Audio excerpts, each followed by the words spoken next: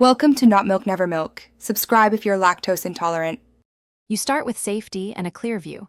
Power off the iPad and remove its case and any attachments. Once done, inspect the volume buttons closely for dirt, sticky residue, or physical damage. Explain why debris can block mechanical travel and create electronic misreads. Make sure to work on a clean, well-lit surface and keep small magnets and liquids away. Gather tools now: a soft brush, a can of compressed air, a plastic pry tool, and a precision screwdriver set for later steps. You'll now clean and retest to isolate the problem. First, use compressed air in short pulses at an angle to blow out dust. That prevents pushing debris farther in.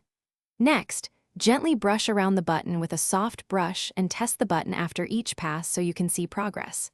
If grime remains, dampen a cotton swab with 70% isopropyl alcohol and roll it around the edge, being careful not to saturate. Make sure it dries fully before powering on to avoid short circuits. You proceed to internal inspection only if cleaning didn't help. Warm the edges with a heat pad, use plastic pries to lift the display gently, and unplug the battery connector for safety. This prevents accidental shorts.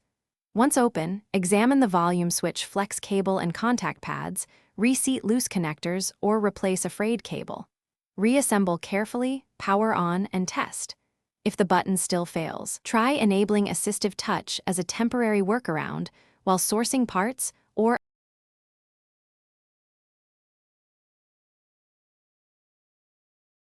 Thanks for watching. If this was helpful, leave a like and consider subscribing. See you next time.